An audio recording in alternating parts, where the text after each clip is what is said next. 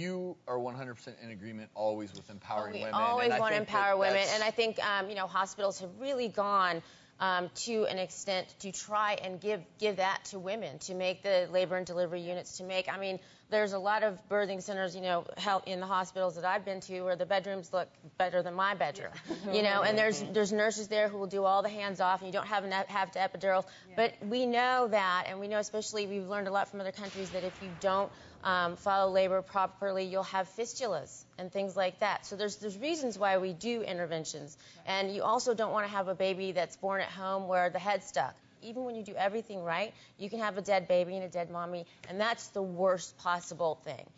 As a non-obstetrician, I really respect if a woman wants to make that choice and they know the risks and they've educated themselves. You have a choice. I absolutely feel like that's appropriate. I have friends who've delivered babies at home, and I completely agree with you. You can take a risk with your baby if you want, but and there's again, doctors that'll go there with you. Yeah, but we don't want to judge women out there who that make a feel choice that's that having a educated. baby in a hospital is taking a risk. Because if you look at 0.5% of women choose to give birth at home.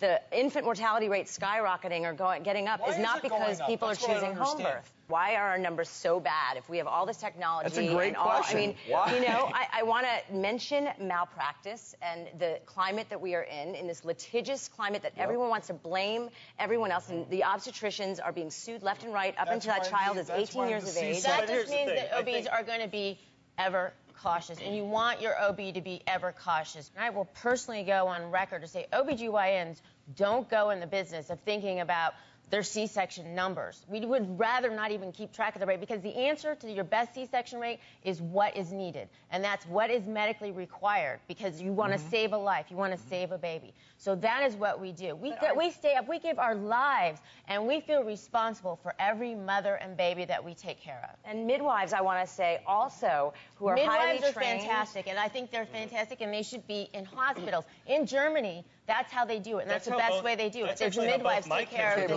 the babies. I think your emotion right now is tied into the work that you do in third world countries and your passion for maternal and fetal well-being. Well, it's not even third world countries. I trained at County. I have seen thousands and thousands and thousands of deliveries. I know what can happen. And you don't want to see that happen at home, and you don't want to be responsible for the death of your baby or the death of your wife. I had first thought Ricky was, crazy and reckless to have a home birth. But when I really studied and looked at studies that were done and also understood that, a midwife who comes to your home to deliver a baby is prepared for hemorrhage. They do bring Pitocin. They do bring oxygen. They do bring an IV. Get to the place if that doesn't work quickly. No, you cannot necessarily get there, because even in a hospital, like you said, you can't even in a transfer hospital you can't. So why would you put yourself at increased distance? I'm going to play mediator here. Things are about to get very passionate. Don't go away.